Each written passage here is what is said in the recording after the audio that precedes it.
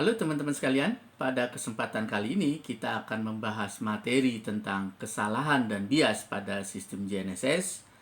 Nanti materinya akan terbagi menjadi 5 bagian. Silahkan selamat menyimak bagian pertama.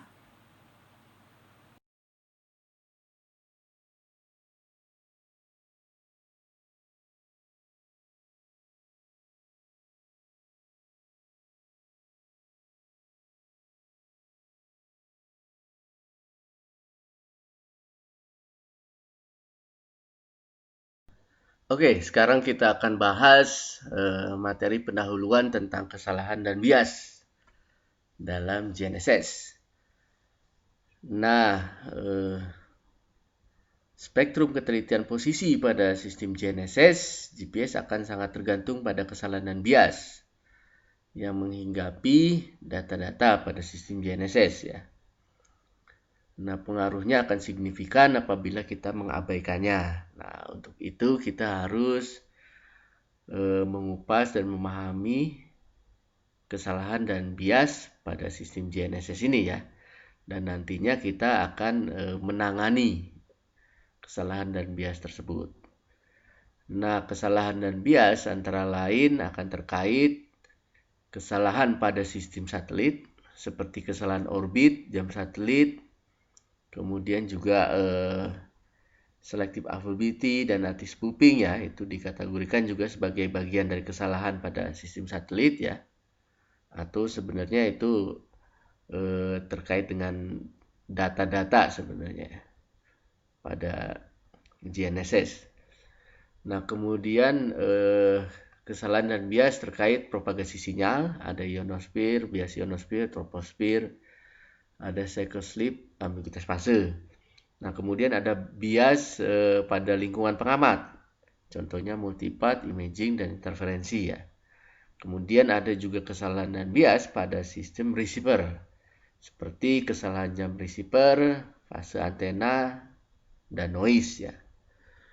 Nah, itu sekilas tentang kesalahan dan bias dalam sistem GNSS.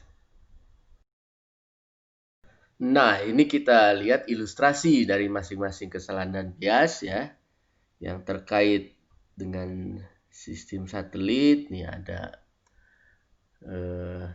kesalahan orbital error, kemudian kesalahan dari jam satelit, kemudian terkait propagasi sinyal ada yang namanya cycle slip, ambiguitas fase, bias ionosfer, dan juga bias troposfer. Nah, lalu terkait dengan lingkungan pengamat nih ada multipath dan imaging, dan terakhir terkait dengan receiver ada receiver clock error, antena fase center error, kemudian ada noise pada receiver ya. Ini ilustrasinya. Nah, seperti tadi telah disampaikan, apabila kita tidak menangani kesalahan dan bias, maka akan berpengaruh terhadap ketelitian posisi atau koordinat di pengamat ya. Nah, kita bisa melihat nih pengaruhnya apabila ada orbital error itu bisa sampai 100 meter pengaruh ketelitian. Kemudian kalau satelit clock error, nah ini bahkan lebih besar ya, bisa sampai 500 meter. Nah, pengaruh dari bias ionosfer itu bisa sampai 50-an meter. Sementara pengaruh bias troposfer bisa sampai sekitar 5 meteran ya. Nah, makanya harus kita tangani. Dan nanti kita akan dapat ketahui bahwa cara penanganannya salah satunya adalah dengan differencing ya. Nanti ada bahasanya. Nah, kita coba kalau kita differencing, kita selisihkan dua data jarak ukuran ya. Ini ilustrasinya dapat dilihat. Nah, bagaimana sisa kesalahannya ya? Seandainya troposfer nih 5 meter, di sini 4,9 meter, nah maka akan berkurang kesalahannya ya secara signifikan. Ini juga sama. Bias ionosfer ketika 50 nih, kita diferensialkan data dari dua ukuran jarak ini dengan 49,5, maka nanti sisa kesalahannya akan kecil. Nah, sehingga akan meningkatkan ketelitian posisi.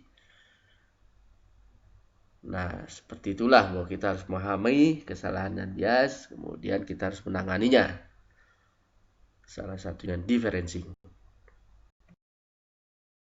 Nah, kalau kita lihat secara detail, nanti kesalahan dan bias itu akan mempengaruhi dan dipengaruhi ya oleh, nah ini bisa dilihat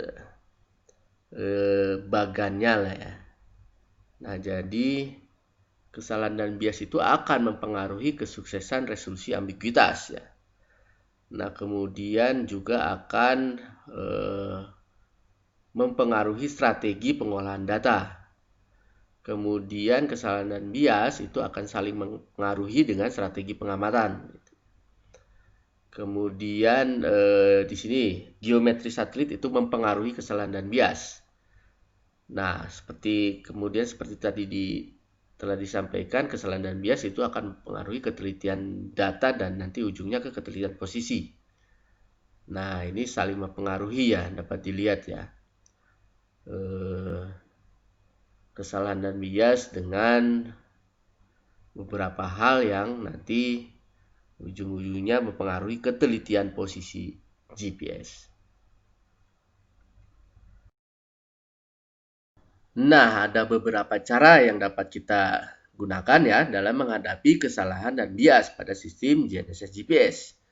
Tadi salah satunya sudah disebutkan, yaitu dengan menerapkan mekanisme differencing antar data ya. Nah, kemudian kita juga bisa mengestimasi parameter dari kesalahan dan bias dalam proses hitung perataan. Nah, bisa juga kita menghitung besarnya kesalahan dan bias berdasarkan data ukuran langsung. Nah, atau kita juga bisa menggunakan model untuk menghitung besarnya kesalahan dan bias. Bisa juga menggunakan strategi pengamatan yang tepat. Bisa menggunakan strategi pengolahan data yang tepat. Nah, atau ya kita abaikan saja ya. Contohnya misalnya noise ya. Itu mau tidak mau karena tidak bisa ditangani ya diabaikan. Atau ketika memang kita tidak memerlukan ketelitian yang bagus ya sudah kita bisa abaikan. Nah, itu beberapa cara yang dapat digunakan dalam menghadapi kesalahan dan bias pada sistem GPS. Nah, inilah pendahuluan tentang kesalahan dan bias dalam sistem GNSS, khususnya GPS. Oke teman-teman, ini adalah akhir pembahasan materi tentang kesalahan dan bias pada sistem GNSS bagian yang pertama. Semoga bermanfaat. Silakan nanti teman-teman menyimak bagian berikutnya.